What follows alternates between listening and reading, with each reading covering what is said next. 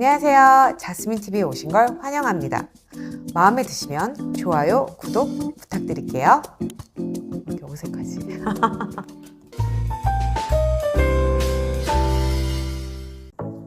안녕하세요. 자스민입니다. 오늘은 섭식장애를 겪는 분들뿐만 아니라 내가 나를 통제할 수 없어 힘든 분들이 참고하시면 좋을 영상입니다. 오늘의 주제, 멈추고 싶은데 멈출 수 없는 나 자신이 통제가 안 되는 그 심리적 이유, 그것을 생물학적 요인으로 찾아보려 합니다.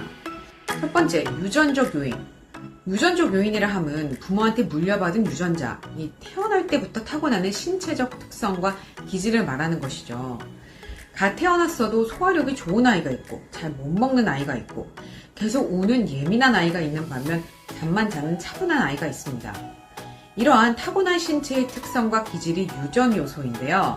신경성 식욕부진증과 신경성 폭식증의 유전율은 약 50에서 60%, 폭식장애는 약 40에서 50%, 즉 전체 원인의 절반 이상이 유전적인 영향일 수 있다는 연구 결과가 있습니다. 참고로 심리학을 포함한 많은 연구들은 모든 사람에게 적용되는 절대적인 결론은 아니고 이 연구 대상에게서 나타난 공통된 경향을 바탕으로 통계적으로 이런 경향이 있고 이런 가능성이 있을 수 있다는 점을 알려주는 것이라고 이해하시면 좋겠습니다. 그리고 가족력. 섭식장애를 겪는 사람들을 조사해 봤더니 특히 부모나 형제자매 중 한 사람이 이 섭식장애가 있으면 다른 가족 구성원의 발병 위험이 높아지는 것으로 나타났는데요. 특히 신경성 식욕부진증, 즉 거식증이 있는 형제자매나 자녀는 일반인보다 약 10배 이상 섭식장애에 걸릴 확률이 높다는 연구들도 있습니다. 가족들의 경우 같은 환경에서 자라니까 환경적인 영향 아니야? 라고 생각하실 수 있죠. 그래서 실행되는 것이 또 이 쌍둥이 연구입니다. 일란성 쌍둥이는 유전자가 100% 같고 이란성 쌍둥이는 50% 정도만 같죠. 연구에서 이 일란성 쌍둥이가 섭식장애를 함께 겪을 확률이 훨씬 더 높았습니다. 그리고 2019년 세계적인 과학 저널인 네이처 제네틱에서 실린 대규모 연구에선 거식증 환자 17,000여 명과 일반인 55,000여 명을 비교했는데 8개의 특정 유전자 위치에서 통계적으로 유의미한 변이가 섭식장애 환자에게서 더 많이 발견되었습니다. 이 8개의 유전자들은 우리 몸이 에너지를 어떻게 쓰고 저장하는지, 혈당이나 체지방을 어떻게 조절하는지와 같은 신체적인 부분뿐만 아니라 불안이나 우울, 강박, 감정적인 부분과도 관련이 있는 유전자들인데요. 섭식장애를 가진 분들 중 많은 분들에게서 이 불안장애, 우울증 및 다른 정신건강 문제들이 동시에 나타난다고 했는데 이 유전자의 변이가 있는 누군가는 태어날 때부터 이 섭식장애, 그리고 다른 불안이나 강박 같은 문제들이 생길 가능성이 높다는 의미입니다. 두 번째, 뇌 구조와 기능적 요인. 우리 몸에서 이 조그만 뇌는 엄청나게 많은 일들을 수행합니다. 감각, 감정, 생각, 기억, 움직임, 행동, 우리의 의지와는 상관없이 일어나는 숨 쉬는 거, 체온을 유지하는 거, 심장이 뛰는 거, 그리고 세상에 하나밖에 없는 나, 자스민이라는 이 한 사람으로 만드는 모든 복잡한 작용들을 이 뇌에서 수행합니다. 그래서 이 조그만 뇌 안에는 각기 고유한 기능과 역할을 담당하는 다양한 영역들이 있고 이 영역들은 서로 유기적으로 협력하여 우리가 하는 모든 기능들을 가능하게 합니다. 그렇게 뇌과학 분야에서는 각 뇌의 영역이 인간의 생각과 행동에 어떠한 영향을 미치는지 밝히기 위한 다양한 연구들이 지속적으로 이루어지고 있습니다. 섭식장애 역시 그 원인을 이 뇌의 특정 구조와 기능에서 찾으려는 다양한 연구들이 진행되고 있는데요. 그 결과 우선 이 전전두엽, 섭식장애 분들의 뇌에서 가장 많이 연구되고 중심이 되는 부위이기도 한데요. 이 뇌의 기능은 계획 수립, 의사결정, 감정 조절, 충동 억제, 행동 통제, 보상과 처벌을 예측하는 리스크 평가 외 또 너무나도 많은 기능을 담당하는 이 인간 뇌에서 가장 고차원적이고 복잡한 기능을 담당하는 영역으로 알려져 있습니다. 섭식장애를 갖고 계신 분들의 주요 특징으로 강박적 사고, 자기 통제, 충동 억제, 의사결정 문제들이 있다고 했었죠. 그래서 이들에게 음식 사진을 보여주거나 먹고 싶은 음식을 선택하는 과제를 주고 이 전전두엽의 기능을 fMRI로 촬영했더니 거식증에서는 이 전전두엽이 과도하게 활성화되는 반면 폭식증이나 폭식장애에게서는 반대로 기능 저하나 저활성화되는 것이 관찰되었습니다. 이로 인해 거식증을 갖고 있는 사람들의 경우 과도한 규칙성과 강박적인 사고, 완벽하게 먹어야 해, 무조건 참아야 해, 이런 모습들을 보일 수 있고, 반대로 이 신경성 폭식증이나 폭식장애에서는 이 전전두엽의 기능 저하로 충동 조절이 힘들기 때문에 이 참지 못하고 폭식하고 구토하는 등 여러 특정 행동을 조절하지 못하는 이유가 될 수 있음을 의미합니다. 두 번째, 편도체. 뇌에서 이 편도체라는 영역은 내가 느끼는 감정 부위가 위협 자극을 인식하고 반응하는 뇌의 중요한 영역입니다. 섭식장애가 있는 사람들의 뇌를 마찬가지로 음식 사진이나 힘과 관련된 단어나 이미지를 보여주고 촬영해봤더니 이 편도체가 과도하게 활성화되는 것을 확인하였는데요. 이는 이들이 감정, 특히 이 불안이나 두려움과 같은 부정적 감정을 과민하게 처리할 수 있고, 또 음식이나 체온과 관련된 자극, 예를 들어 거울 속에 비친 내 몸, 체중계 숫자, 또는 나의 몸에 대한 다른 사람들의 평가를 단순히 불편하게 느끼는 것을 넘어서 실제로 공포나 위협처럼 받아들일 수 있다는 것을 의미합니다. 그리고 또 이 인슐라라는 뇌의 부위는 배고픔과 포만감 같은 우리의 신체 신호와 상태를 감지하는 것과 관련이 있는 영역입니다. 섭식장애와 인슐라에 대한 아직 더 많은 연구들이 필요하지만, 섭식장애가 있는 분들에게서 이 인슐라 부위가 정상보다 훨씬 더 과도하게 활성화되거나 반대로 둔화된 반응을 보였는데요.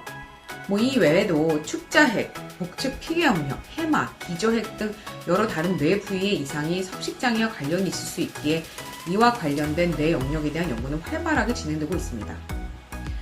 생물학적 요인의 세 번째, 신경 전달 물질의 불균형. 도파민, 세로토닌, 요즘 많이들 들어보셨죠? 이네들이 다 신경 전달 물질인데요. 요즘 도파민과 세로토닌, 옥시토닌에 있어 흔히 행복 호르몬이다, 보상 호르몬이다 라고 많이 들어보셨을 텐데요. 얘네들이 호르몬으로서의 기능이 있긴 하지만 이 섭식 관련 문제에 있어, 그리고 우리가 주로 듣는 이 감정이나 기분, 특정 행동이나 문제와 관련해서는 이 물질들은 대부분 신경 전달 물질이나 신경 조절 물질로서의 작용이 더 큽니다. 호르몬, 신경 전달 물질, 신경 조절 물질, 이 세 가지가 어떤 차이가 있는지는 너무 오늘 정보가 많아지면 복잡하니까 별도 영상에서 다룰 수 있으면 다룰게요. 자, 섭식장애를 겪는 분들에게 PET 또는 이 MRS 같은 뇌 화학 영상 장비로 촬영한 신경 전달 물질을 측정한 결과 기능적 이상이나 수치의 불균형이 있는 것으로 나타났습니다. 먼저 세로토닌, 우리의 식욕, 불안, 감정 조절, 충동 조절과 깊이 관련된 신경 전달 물질입니다. 거식증 환자에게서는 세로토닌이 과도하게 활성화되어 있는 것이 관찰되었는데요. 이로 인해 이 불안과 강박 성향이 강해질 수 있습니다. 반면 신경성 폭식증이나 폭식장애 환자들에게서는 이 세로토닌 기능이 저하된 것을 볼 수 있었는데요. 그렇게 충동성이 증가하고 감정 조절이 어려워 폭식과 자책이 반복되는 이유가 될 수 있습니다.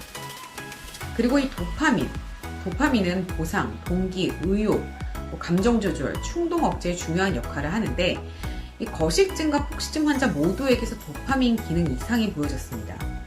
거식증 환자의 경우 도파민 보상 체계 반응이 과민하거나 과도하게 조절되는 것이 관찰되었는데, 이는 음식에 대한 보상 감각이 낮고 음식에게서 오는 즐거움을 잘 느끼지 못하고 그 대신 강한 통제 욕구를 보이는 것에 영향을 미칠 수 있습니다.